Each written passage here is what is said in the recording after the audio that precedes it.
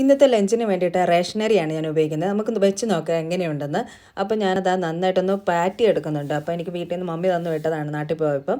അതുപോലെ തന്നെ ഇന്നലെ കുറച്ച് പാൽ മിച്ചമുണ്ടായിരുന്നു. അതിലിതാ ഞാൻ ഒഴിച്ച് വെച്ചിട്ട് ഇന്ന് രാവിലെ ആയപ്പം നല്ല കട്ടി തൈരായിട്ട് വന്നിട്ടുണ്ട്.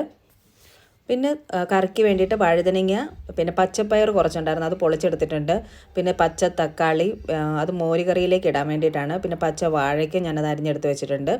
പിന്നെ തേങ്ങയും ചിരകി വെച്ചിട്ടുണ്ട്. പിന്നെ 2 കുക്കുംബർ, അത് ഞാൻ നമുക്ക് ചോറിൻ്റെ കൂടെ കഴിക്കാൻ വേണ്ടിയിട്ടാണ്. സാലഡ് പോലെ, സാലഡല്ല, ജസ്റ്റ് അരിഞ്ഞിട്ട് അങ്ങനെ കഴിക്കാൻ വേണ്ടിയിട്ട് അതും എടുത്ത് വെച്ചിട്ടുണ്ട്.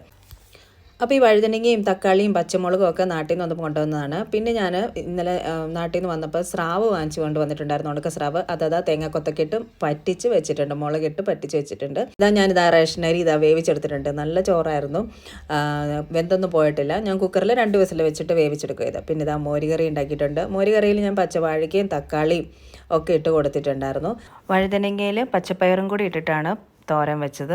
ഇത് ഒരു പച്ചമാങ്ങ അച്ചാറാണ്. പിന്നെ നമ്മൾ കുക്കുംബർ ഇതുപോലെ എടുത്ത് വെച്ചു. പിന്നെ പച്ച വെള്ളം എടുത്ത് വെച്ചു. അപ്പോൾ ചോറിലേക്ക് മോരൊഴിച്ച് കൊടുക്കാം. പിന്നെ ഉണക്ക സ്രാവ് ഞാൻ വറുത്തിട്ടുണ്ടായിരുന്നു. പിന്നെ ഉണക്ക സ്രാവ് മുളകിട്ട് പറ്റിച്ചത്. തേങ്ങാക്കൊത്തൊക്കെ ഇട്ട് പറ്റിക്കുമ്പോൾ നല്ല ടേസ്റ്റാണ്. ഒരാഴ്ചയോളം കേട് കൂടാതിരിക്കും. എല്ലാ ദിവസവും ഒന്ന് ചെറുതായിട്ട് തിളപ്പിച്ച് കൊടുക്കാം.